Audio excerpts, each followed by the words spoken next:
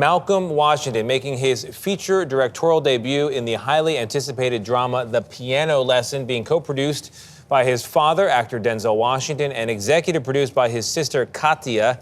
The film is based on August Wilson's Pulitzer Prize-winning play, and it focuses on a bitter fight between siblings over the fate of an heirloom piano. In this clip, Boy Willie, played by John David Washington, is making his case to his sister Bernice, played by Danielle Deadweiler, on why he should sell the heirloom piano.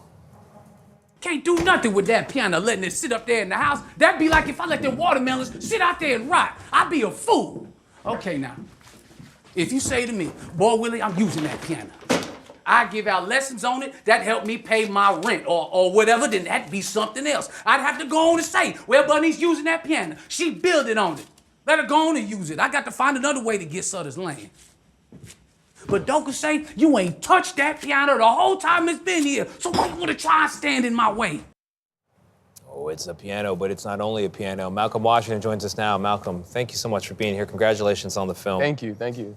It's 1936, it's Pittsburgh. It's an adaptation of this amazing play.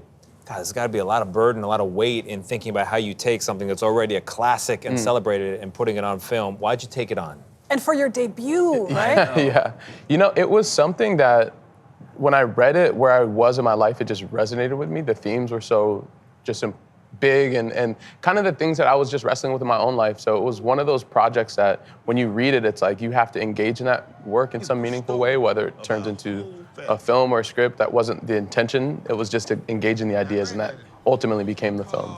So I saw the film last night with my husband. I was like jumping the entire time because there's an intensity. There's such intentionality in the directing, the shots you use, the long camera shots, there's like an atmosphere, you know, there's a thickness in the air. Yeah. And at the beginning of the movie I said, the piano is the past. The piano is pain. Okay. And then, and then at the end I was like, well, I'm not gonna yeah, hold on. But yeah, slow down. But you know, what was it about this story, and what was it about your late grandfather that encouraged you and motivated you to do this?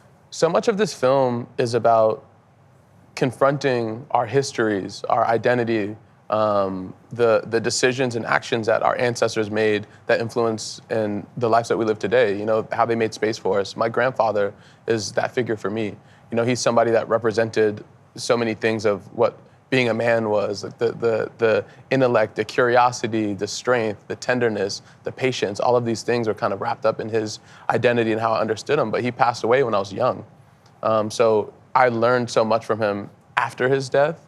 I've recently found, not recently, but I found some tapes. My mom actually interviewed him right before he passed and could never watch the tapes. And I found them one day, and it's his musings on masculinity, on love, on all these things. What a dream! I mean, this is what all I'm thinking as a future grandfather, I would hope. I would love it if my grandson would listen to the tapes. But did it make it harder or easier to be working on this with these themes when you've got your father and your sister also involved in the project?